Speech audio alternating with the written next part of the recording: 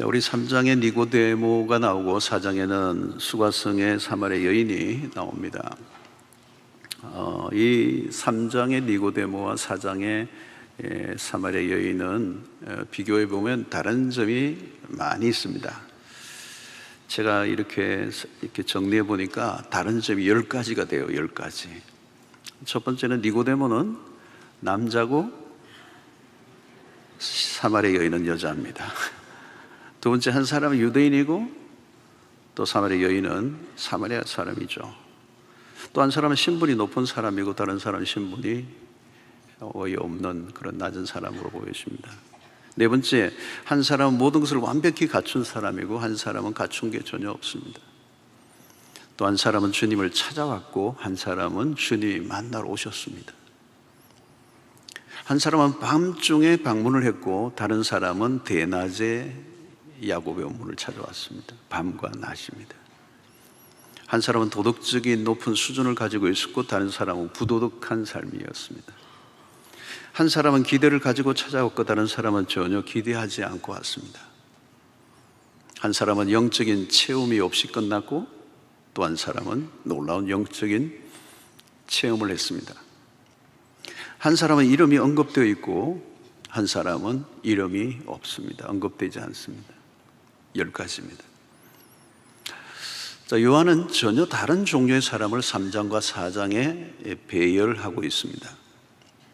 우리에게 주는 메시지는 뭡니까? 첫째, 구원의 사건은 누구에게나 일어날 수 있음을 가르쳐 줍니다. 누구에게나 일어날 수 있다. 둘째는 구원의 역사는 우리의 생각과 다르게 일어날 수 있다는 것입니다. 우리의 생각과 다르다.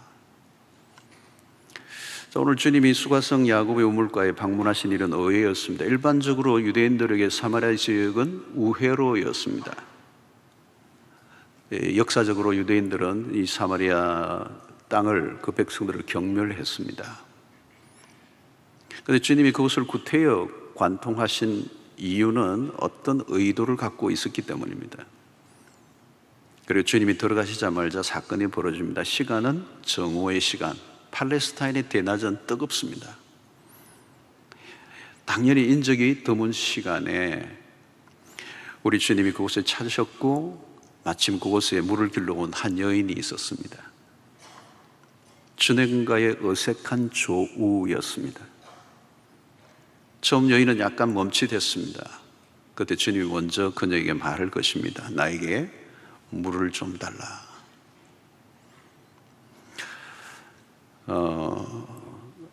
아마 주님이 목이 마르셨겠죠. 그러나 주님은 자신의 목마름보다 더 목마른 한 여인에게 초점을 가지고 있습니다. 대화가 오고 가고 있습니다. 대화는 동문서답처럼 진행됩니다. 전혀 다른 얘기가 오고 가죠. 오늘 본문을 자세히 보면 대화가 이렇게 동문서답처럼 보여요. 밥은 먹었나? 그러니까 한쪽에는 바람이 차군요. 이런 분위기예요. 주님은 대화의 기재이십니다. 자연스럽게 대화를 이끄십니다. 여인은 마치 자석에 끌리듯 빨려 들어갑니다.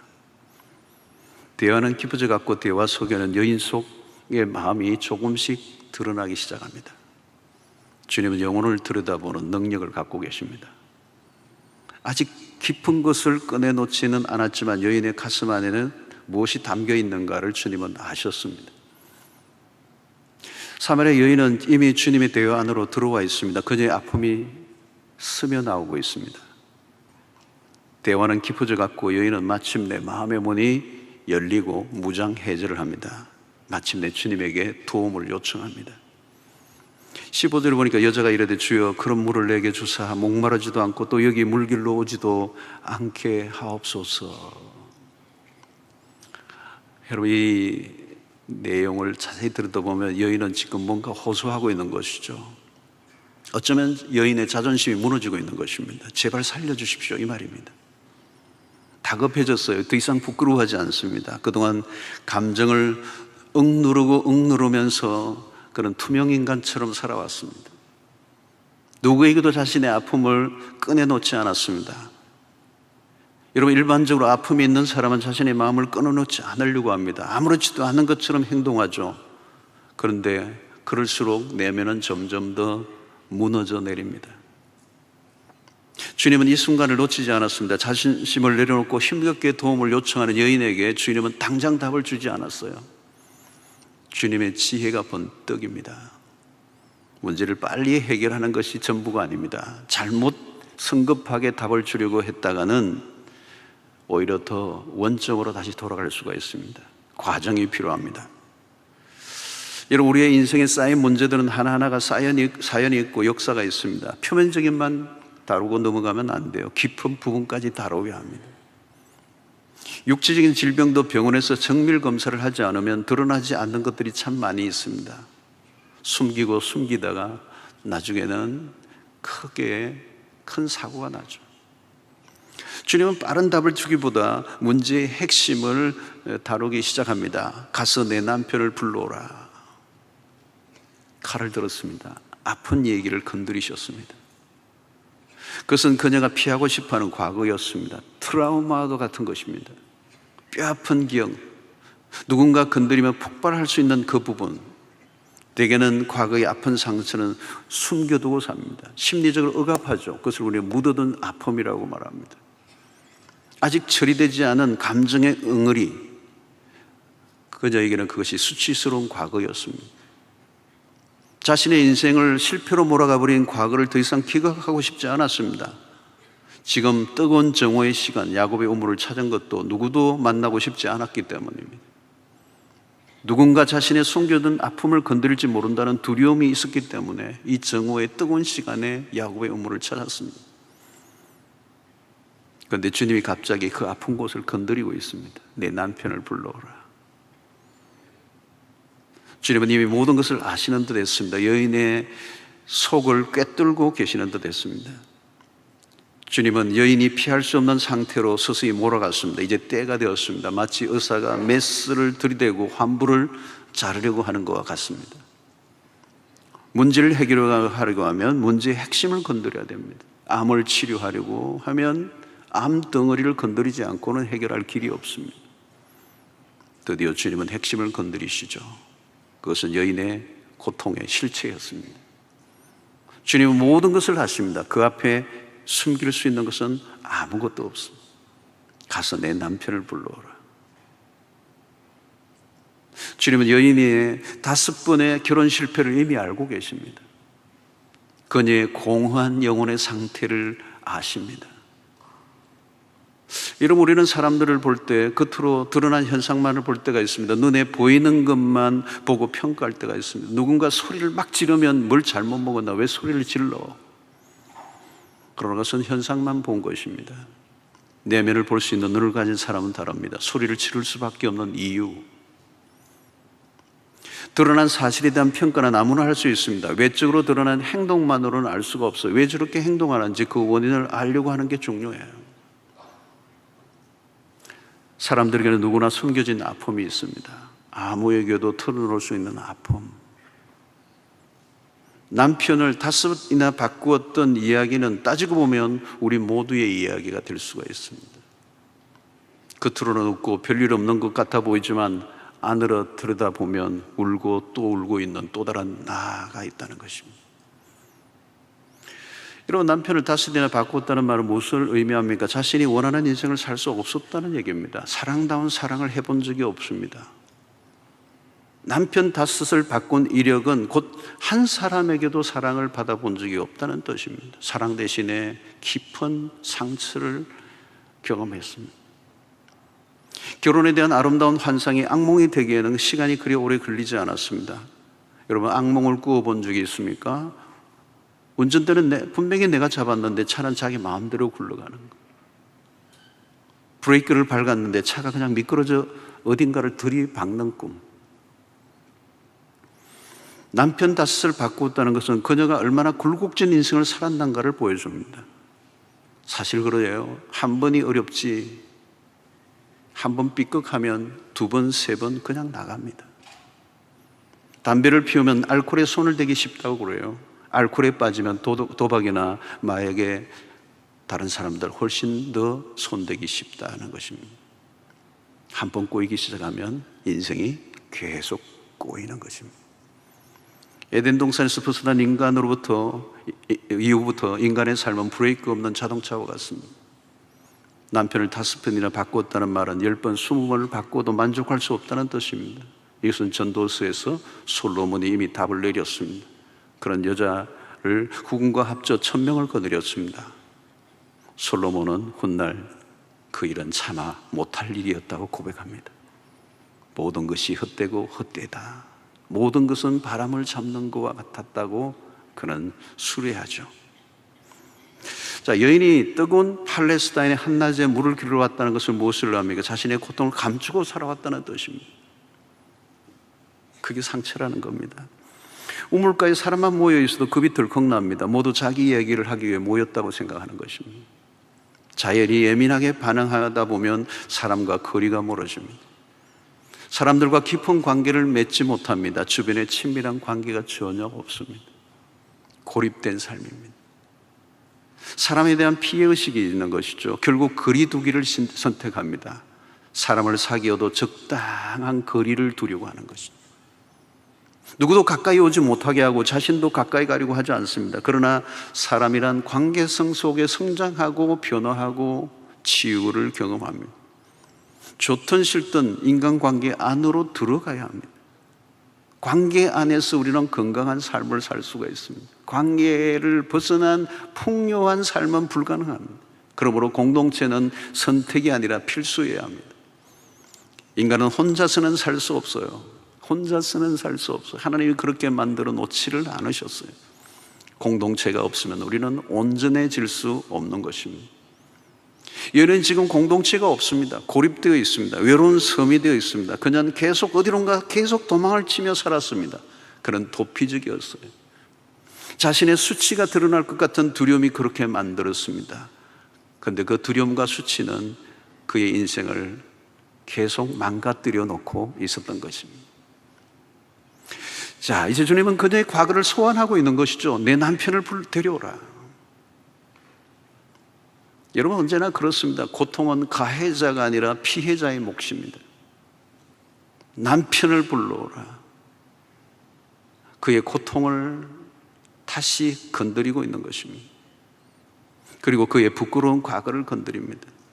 그동안 철저히 차단해왔던 과거, 그런데 주님은 그것을 건드리시는 거죠. 어찌 보면 가혹해 보입니다. 그러나 여러분, 분명한 사실은 드러내지 않으면 치유될 수 없습니다. 드러내고 싶지 않아도 드러내야 합니다. 그녀는 자신의 수치를 대담하게 내어놓습니다. 나는 남편이 없나이다. 여인의 진실한 고백입니다. 나는 남편이 없나이다. 이 말의 다른 의미는 지금 이 여인은 마음을 열었다는 증거입니다. 아마도 이런 깊은 얘기를 한 번도 누구에게 해본 적이 없었을 것입니다. 그녀가 전혀 알지 못하는 유대 남자에게 자신의 비밀을 털어놓았다는 것은 무엇을 의미합니까? 자신과 대화를 나누고 있는 분이 보통 사람이 아니라는 것을 알기 시작한 것입니다. 지금 마주하고 있는 이분이 자신의 모든 것을 꿰뚫고 있다는 것을 알았습니다. 여러분, 나를 가장 잘 아는 사람은 나 자신입니다. 그러나 나도 나를 다 모릅니다. 여인은 자기 자신보다 자신을 더 잘 아는 한 분을 만났습니다. 그분이 바로 예수 그리스도이십니다. 그는 자신을 더 이상 숨기고 싶지 않았습니다. 난 남편이 없나이다. 그런 비밀을 털어놓고 싶었습니다. 예수는 보통 유대인과 달랐습니다. 그녀를 경멸하지 않았습니다. 어떤 경계성도 느낄 수 없었습니다. 상처에 소금을 뿌릴 뿐도 아니었습니다. 주님은 우리의 치유에 관심이 많으신 분입니다.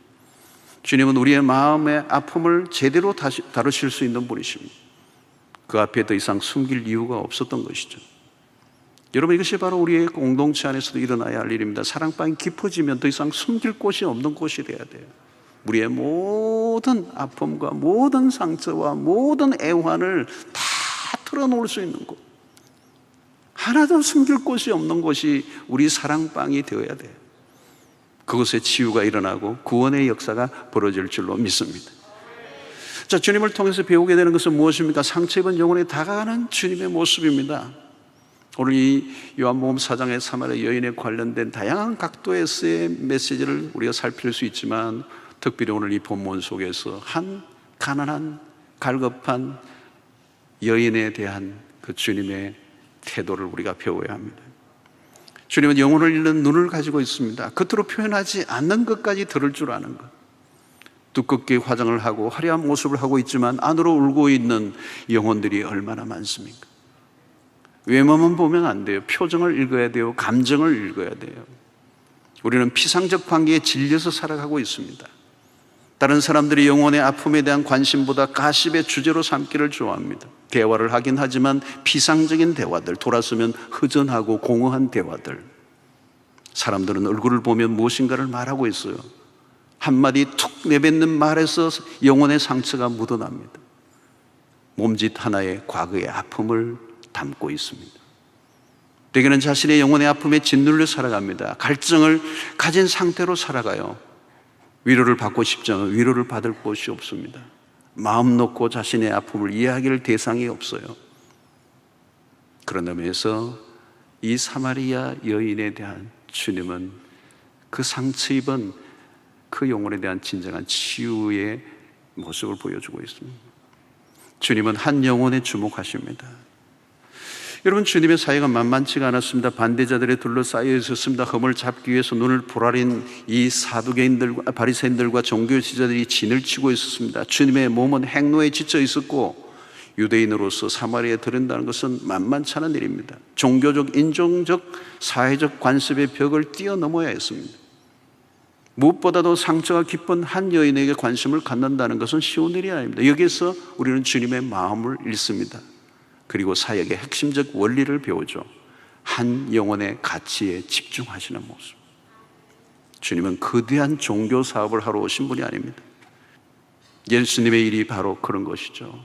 사마리아 여인과의 조우, 이 1대1의 만남은 전혀 오늘날 현대 상업주의 가치로 본다면 의미 없는 일을 주님은 행하신 것입니다. 그러나 주님은 의도적으로 야곱의 우물을 찾으셨어요.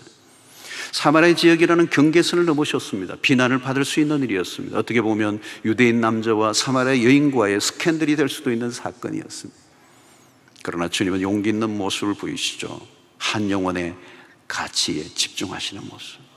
한 영혼이 천하보다 귀하다라고 하는 사실, 잃어버린 한 마리의 양을 찾기 위해서 99마리를 들여두었던 그 선한 목자의 모습을 우리는 주님을 통해서 보게 되는 것입니다.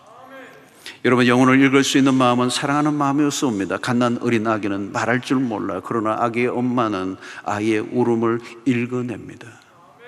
주님은 영혼을 읽는 깊은 통찰력을 가지고 계셨어요.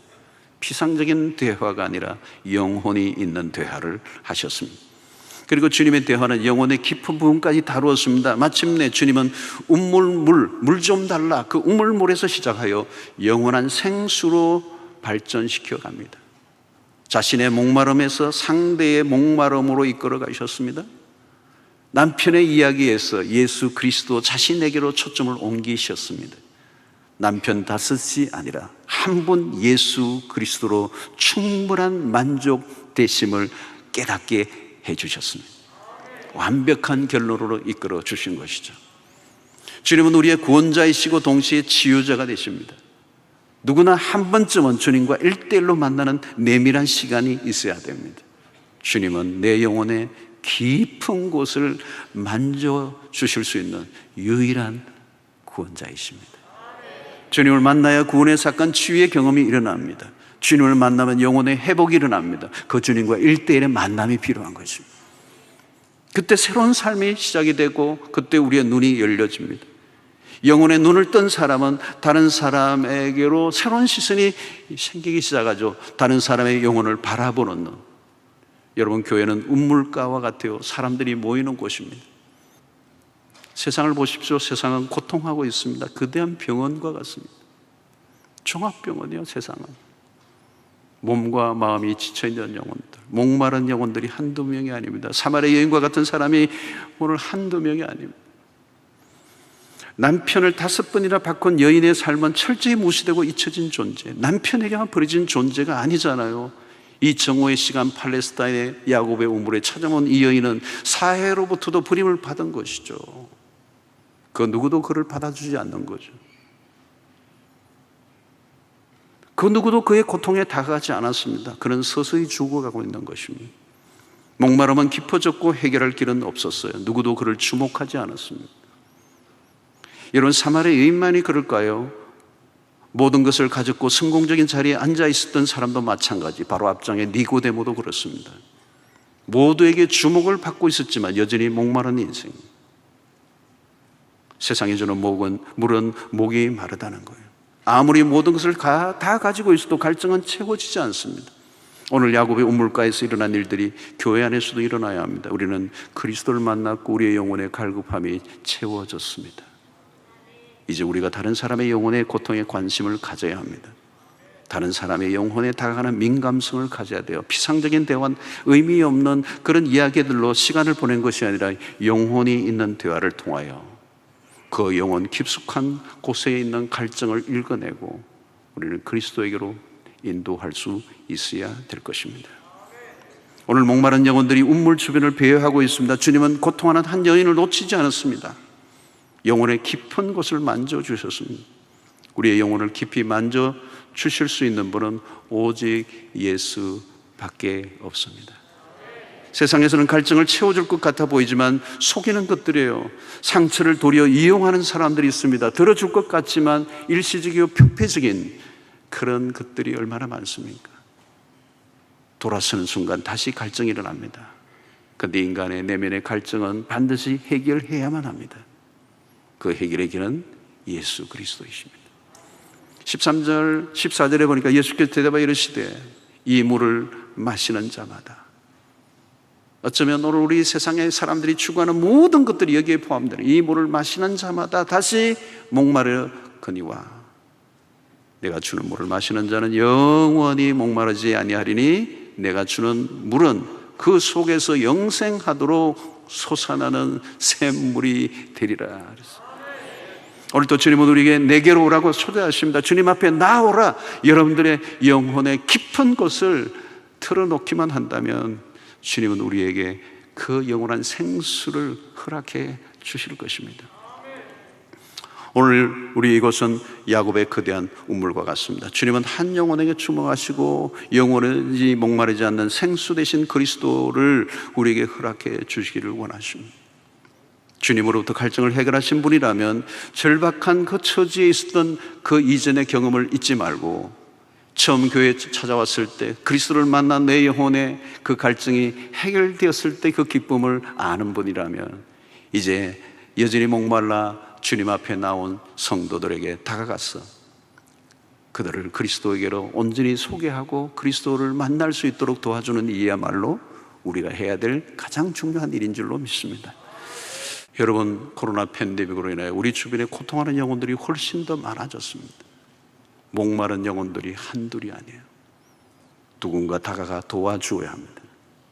주님은 의도적으로 사마리아 땅에 들어가시고 의도적으로 그 한낮에 한 여인에게 집중하시는 모습을 우리에게 보여주셨습니다. 한 울부짖는 영혼을 외면하지 아니하시는 주님.